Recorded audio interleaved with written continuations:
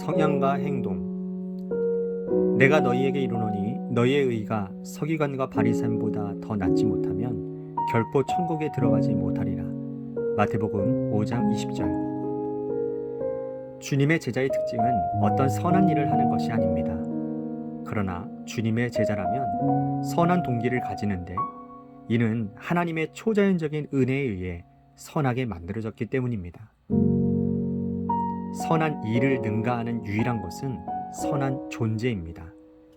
예수 그리스도께서는 주께 삶의 주권을 맡기는 자에게 서기관과 바리새인의 의를 능가하는 새로운 유전 형질을 넣어주십니다. 예수님께서는 만일 그분의 제자라면 삶이 의로워야 할 뿐 아니라 마음의 동기나 소망, 마음속 깊은 곳의 생각들도 의로워야 한다고 말씀하십니다. 당신의 마음속의 동기까지 순결하여 전능하신 하나님께서 지적하실 만한 것이 없어야 합니다. 그렇다면 그 누가 하나님의 영원한 빛 앞에 설 수 있으며 하나님께서 지적하실 만한 것이 없는 사람이 있을 수 있겠습니까? 오직 하나님의 아들 예수 그리스도밖에 없습니다.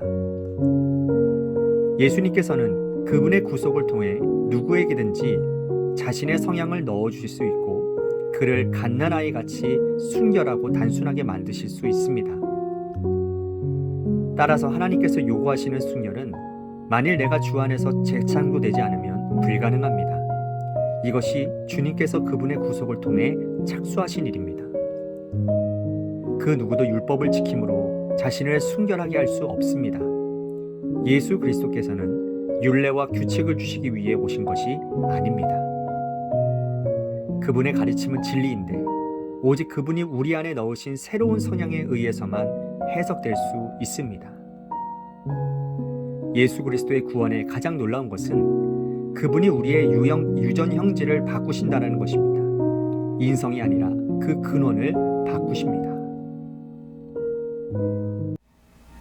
주님은 나의 최고봉 새벽 묵상, 오늘은 9월 5일 성향과 행동이라는 제목으로 말씀을 나누도록 하겠습니다. 행동은요, 마음과 생각으로부터 옵니다. 무슨 말이냐면 먼저 마음을 먹고 생각해야 그것이 행동으로 나오게 된다는 겁니다. 그 말은 평소 내가 어떤 성품과 어떤 생각을 가지고 사느냐에 따라 내 행동이 결정되어진다는 것이죠. 신앙생활을 보면요. 그런데 꼭 그런 것만은 아닌 것 같아요. 무슨 말이냐면 하나님에 대한 온전한 신뢰도 없고요. 또 온전한 믿음도 없으면서 얼마든지 하나님을 믿는 것처럼 말하고 행동할 수 있습니다. 기도도 그럴듯하고요. 말씀도 제법 잘 압니다. 헌금도, 구제도, 봉사도 나름 열심히 해요. 그런데 결정적인 순간에 보면 안 믿어요.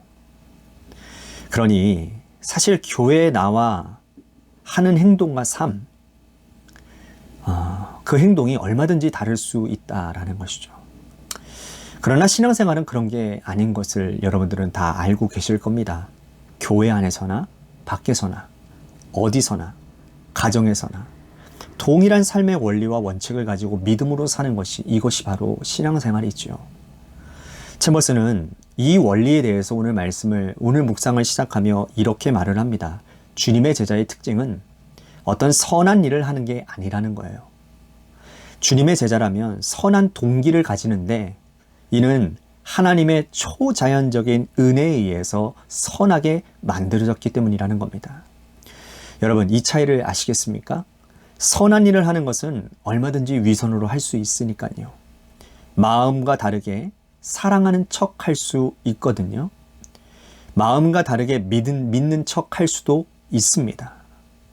그러나 그건 주님의 제자의 삶이 아니라는 거예요. 오히려 선한 동기를 가지는 것, 그러니까 속사람이 바뀐 것이 주님의 제자라고 말을 합니다. 속사람이 바뀌니 행동은 당연히 바뀌게 되겠지요. 그 이유가 바로 하나님의 초자연적인 은혜에 선하게 만들어졌기 때문이라고 말을 합니다. 챔버스는요, 선한 일을 능가하는 유일한 것은 존재라고 얘기를 합니다. 존재에는 일이 따라오지만 일을 했다고 해서 존재가 그러한 존재인 것은 아니기 때문입니다. 그래서 예수 그리스도께서는 주께 삶의 주권을 맡기는 자에게는, 다시 말해 주님을 삶의 주인으로 모시고 주님의 인도하심을 따라 순종하는 그런 존재에게 서기관과 바리새인의 의를 능가하는 새로운 유전 형질을 넣어주신다고 말씀을 합니다. 오늘 본문 말씀에서 우리 주님은 우리의 의가 서기관과 바리새인들보다 더 낫지 못하면 결국 천국에 들어가지 못한다라고 말씀을 하십니다. 그런데 여러분들도 아시겠지만 이 서기관과 바리새인들은요, 정말 철저하게 율법을 지키는 자들입니다. 적어도 사람들이 볼 땐 말이에요. 그런데 그러한 사람들보다 더 말씀을 잘 지키며 의로운 삶을 살아간다는 건 거의 불가능에 가깝습니다.